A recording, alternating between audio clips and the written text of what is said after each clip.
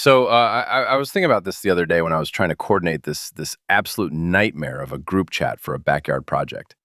We had what, 6 people, and we're trying to build a basic retaining wall. Simple, right?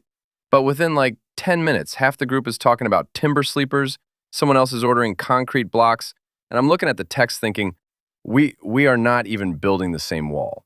We all said wall, but we meant entirely different things. It actually made me think of Genesis 11, the Tower of Babel. Oh, mate, the classic group chat disaster. It's a total classic. You think you're all building the same thing, but you're actually speaking completely different languages. Literally, in the case of Babel, right? But wait, in Genesis, they weren't building a retaining wall. They were going for what was the line? A tower that reaches to the heavens. Right. A tower that reaches to the heavens so that we may make a name for ourselves. And that's the key. The scripture puts the split right after that bold line. It wasn't actually about the bricks. God didn't look down and think, oh no, clay technology has gone too far. It was the motive. Self-made glory, security, reputation. They wanted to build this massive monument to their own self-sufficiency. Right, so it's not a real estate problem. It's an ego problem. But the weirdest part of that story, for me anyway, is how it ends. Like normally in these old stories, if people push too far, you expect, I don't know, a massive lightning bolt. Or the earth swallowing them up.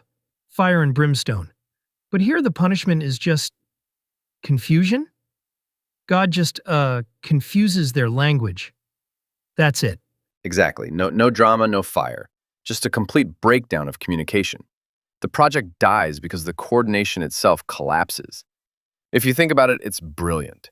If 10 people are building this massive, complex structure, but suddenly each person starts meaning something slightly different by finish, or good, or now, the whole plan fragments instantly. Language isn't just about labels for things. It's the literal framework holding human cooperation together. Yeah, right. So you don't need to knock the wall down if the bricklayer can't ask for more mortar. The system just grinds to a halt under its own weight. It's like, if you're restoring an old trail bike in the shed, which I've done, and believe me, it's a headache. And you're using metric tools, but the bloke helping you is thinking in imperial inches. You end up stripping every single bolt. You're both trying to fix the bike, but your basic standards of measurement don't line up. The whole job just falls apart. Yes, that is it. That is the exact friction. When the standards don't line up, the tower stops growing. And that, I think, brings us directly to where we are now. Because modern technology promises us the exact opposite of Babel, right? We have instant translation, global platforms, seamless connection. We've built these massive digital tools to undo the confusion. But in a weird way, we've just built a faster Babel. Yeah, wow. That's actually a bit heavy, isn't it? Because we have all these tools, autocorrect, instant translation, but they fail all the time on tone. Like you send a text that's meant to be a bit of a joke, a bit dry, and suddenly your mate thinks you're starting a fight. We're louder and faster, sure, but we're not actually understanding each other any better.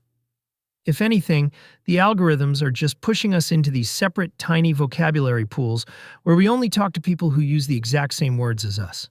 Right, we're creating these digital tribes with their own private languages, which makes the confusion outside those tribes even deeper. The real modern tower is our absolute confidence that better tools automatically create better understanding. We think if we can just send messages faster or translate them instantly, we've solved the human problem. But speed doesn't equal comprehension. In fact, when speed matters more than precision, we actually understand less. It's that scale thing again. The Tower of Babel wasn't just about language diversity.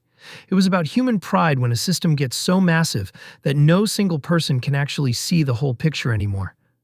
And that feels like tech culture today, doesn't it?